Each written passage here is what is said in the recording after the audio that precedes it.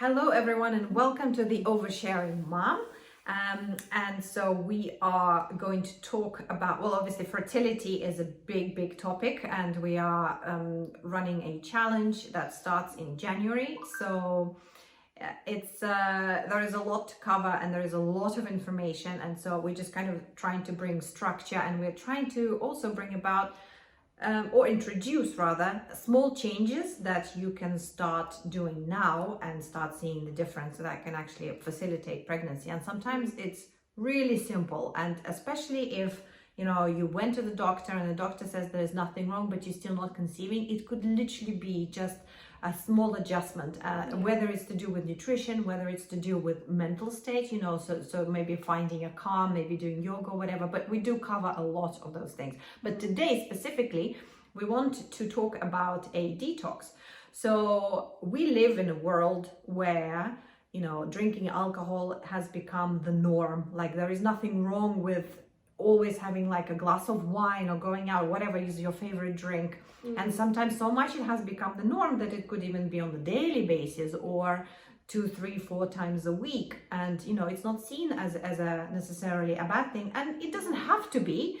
It's just from a point of view of what alcohol is just pure poison. And so once our body gets that dose of poison, because that's how the body sees it, then all the focus goes on to cleansing ourselves of that poison. So no energy or effort goes into anything else. The priority is to detoxify, because our bodies are very smart. They're trying to keep us healthy. They're actually trying to help us.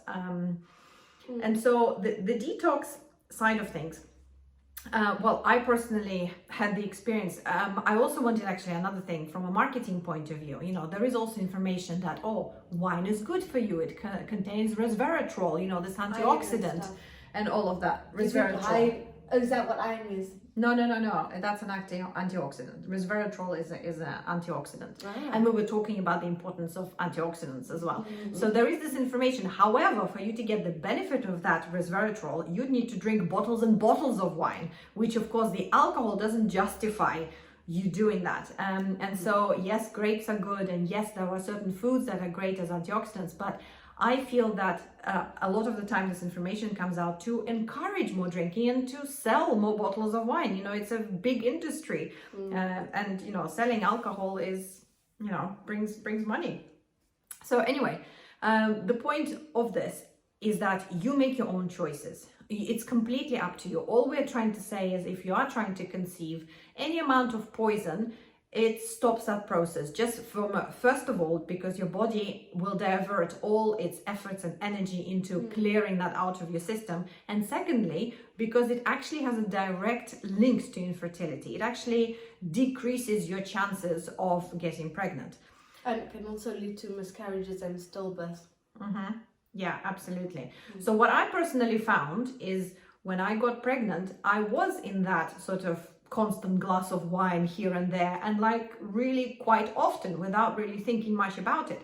However, when I got pregnant, I did speak of this in another video that we did, some of our earlier videos, is that I really wished that I did like a detox before I got pregnant, because what I've discovered is, I always knew that our bodies are amazing, but once I got pregnant, I really got a proper experience of it, because what my body did, I did not expect. It forced me to go into a really intense detox, and that was painful. I mean, it was scary. I can see why miscarriages can happen, because I couldn't eat anything. If it was like, my body literally said, and I like healthy foods, but I'm not necessarily just munching on a carrot, just on its own. If it's in a salad with like other grains or something, yeah, I do enjoy it. But I was really in a state where I could only eat a small piece of cucumber, and it had to be fresh, and I couldn't have any salt on it. And it was just really bizarre, because I've never experienced something like this. And then I would have like a little carrot, or I would have just a tomato. Like, it was really strange, and that's all I could eat. So actually in the first 3 months of pregnancy, I've lost quite a bit of weight. I've lost like a size and a half, and at first I had to actually research. I had to find out. I was like, oh my goodness, is that okay? Yeah. Because I thought you're supposed to gain weight when you get pregnant. Yeah. But my body, it was a good thing. It was a good thing. So there was nothing wrong. The body was actually intensely protecting me and the baby. Yeah. So it forced me to go into this detox so that, you know, my body can actually support that pregnancy. But another thing that I found, just from a selfish point of view, is that it was a really hard experience. And that's why I've spoken in the video. I wish I have prepped myself for like a full year or 6 months. I mentioned 6 months, you know, that would have been probably sufficient. It wouldn't have been as harsh, I feel. It was genuinely, I felt that my body was protecting me and the baby, and it's like it just forced me to a point that I couldn't stand the smell of rice. I didn't even like bread, which is weird because I love bread. So it just, all these things that happened, it was on purpose, and it was to, you know, to cleanse myself of it. So one of the things that we highly recommend, and we will be talking more about it during the challenge, but just if you can start reducing or just being aware. First of all, just become aware of how much you drink. I wasn't aware that sometimes it was happening every single day, and I just thought, oh, a glass with dinner is nothing. But you know, when you don't feel drunk all the time. You don't so feel it's drunk. like a beverage kind of thing. Yeah, exactly. And and that has become the norm. That has become like almost a routine. And even if I didn't want the wine, I still had it because it was normal. It was part of the whole experience. So first, let's bring some awareness. Let's see, how much do we drink, you know? Then we need to start potentially cutting it down.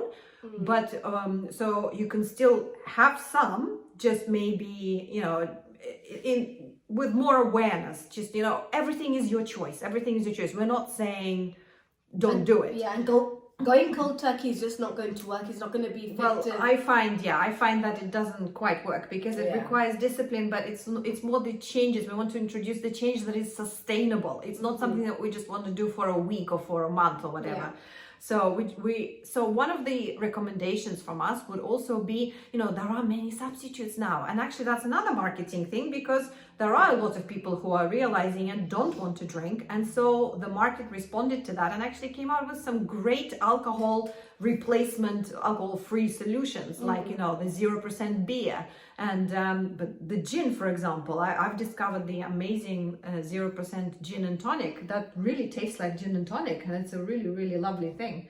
And absolutely no alcohol, so it's just a nice drink. So there are all these substitutes that are coming out, so it's just something to explore. And see if you enjoy, like mocktails as well. Mocktails has become a thing, a really big thing, and it's no longer just juices. They actually taste like cocktails, but without the alcohol. So yeah, you're still getting the taste, so you can still go out. It's not like, sometimes it might sound shocking, like, you know, that's it, you know, you're not gonna drink, that means you can't go out. Ruined. Yeah, you can't do anything. No social life anymore. Like if that was a thing where, you know, I think in the beginning, like with you'd be quite introvert. But then you have the drink, and then you're very competitive, you're very expressive. I think when you get to know you like that anyway, but in a new environment, I think that alcohol brings that out in you and makes you more confident maybe, or comfortable around people. I think that helps me to express. I think it helps me to express the emotions that I do have a tendency to hold on to. And I am introvert by nature, Yes, I think people hold on to that because maybe alcohol makes them feel good, or it makes them feel a type of way. So, you know, cutting that out will feel like a part of you is dying or missing, or, you know, lacking in some way, and we don't want lack, because then that's not a favorable environment.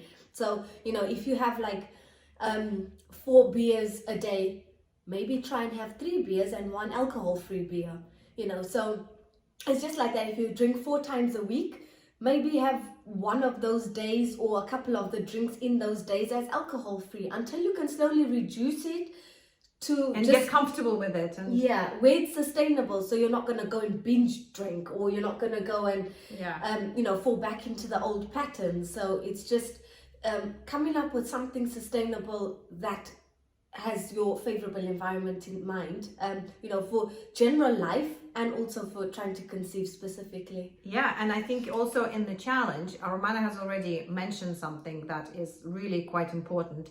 Why do we drink? So this why, she already said in the previous videos, there will be lots of whys, especially on my part. I want to be peeling that onion, but the each peel is the why, so Yeah. Why is this, why is that? So the real will start slowly, and if you're finding it easy and sort of comfortable to switch to non-alcoholic versions, or even to cut it, because for some people it could be easy. Sometimes it's just realizing that it's just a pattern and you just kind of let go of it. I had a friend who was a smoker, and then she just stopped because one day she was like, oh my God, that's not good for me. I don't want to do it anymore. And she managed to stop. But there are some people, because if there is an emotional link to something, or as Romana mentioned, well, why do you drink? Doesn't that make you feel, a certain way, or gives you a certain confidence, etc. So in the challenge, we would be digging a little bit deeper. So to help you, to support you to make that change, because sometimes just a realization is 90% of the change. That's all that's required. So sometimes by understanding, oh, this is how I express my anger, that's just understanding if it's that. Just by understanding that, first of all, it's the realization of what it is. Second thing is, how else can I express my anger? So then we can start looking at substitutes, not directly with the alcohol, but with that way of how we used to express a particular emotion. So if we can find a way of going to the gym and doing, I don't know, kickboxing or whatever, punching a bag, or punching a pillow, don't need to go to the gym, then if there are, then we can start finding these other solutions, and then it naturally resolves what we thought was a problem. I like that a lot, because I think it could start with an emotional link and then it becomes a habit, and that's what's difficult to break, is that habit and those patterns.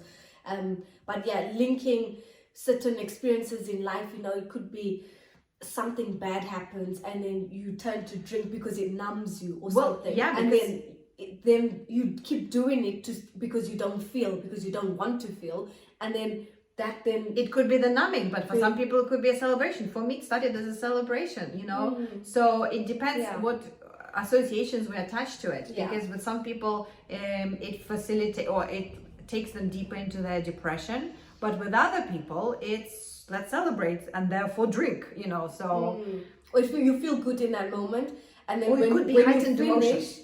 Because then I think, like, you drink, you get drunk, you don't feel, but then when you come out of it, you feel shit again. So to make yourself feel better, or what you perceive as better, where you're not feeling, you go and drink again, and then it becomes. But then this is also extreme. This is like, I suppose, maybe more alcohol addiction or something like that, because drinking, like, one a day or whatever, is obviously not on that same level, but it's just the link to why we're drinking. It could be just heightened emotions, maybe. But the thing is, it would always be different for each person. So we're just giving examples of what it could be, but it's much more interesting to start discovering it for yourself and why it's happening for you. It could be positive or negative. It could be just kind of heightened emotions and you don't know what to do with them. So you have a drink and it just sort of calms you down. Lots of people say, oh, it calms me down, it makes me feel sleepy. With me, for example, it gives me energy.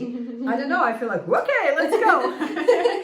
So it's different for everybody. It's not like a formula or an explanation. The beauty of this challenge and of us all being in this community is discovering all of those things about ourselves. And it's not, nobody can tell you what it is. There isn't an answer, but you have to go on that journey in order to get to the answers for yourself. To get the answers. But anyway, so I think that's the moral of the story with the detox. Even slight drinking does decrease female fertility, as Sasha's mentioned. So it's just, I guess, being mindful of that. Well, male fertility too. I think it reduces the sperm count and all the rest of that. Yeah, that's true. It could make them, the quality not so good, or not as many. Maybe they're backward swimmers. So as a whole, in terms of if you're struggling and you don't know why, and maybe again, we go back to drinking because it's not happening and you're trying to numb all these feelings and emotions. Again, we go back to our affirmation, which is about letting go. We're going off on a tangent, but yeah. So yeah, thank you very much for joining us. We hope you found that useful and it wasn't too shocking. And this is with all the topics, that's what we want to do, to introduce things gently. And this is why we're saying this now before the challenge. Challenge starts in January. So let's start implementing all the affirmations, drinking water, detoxifying ourselves. So then the rest you will find that much easier. And actually it stops being about implementing actual things and start thinking and realizing things and actually embracing certain concepts or, what the challenge will bring. So it's just one of those things to help us. But anyway, thank you for joining us. We hope you found it useful. Tell us what you think, and also tell us how you're experiencing it, how you are helping yourself. Are you going straight to the questioning as to why you're doing things, or are you trying to just cut the alcohol consumption, or are you trying to, do you have any great substitutes? Maybe tell us of some great alcohol-free substitutes that we don't know about. That might be useful. Yeah. But yeah, anyway, thank you for joining us, and we'll speak to you next week. Bye. Yes, thank you. Bye-bye.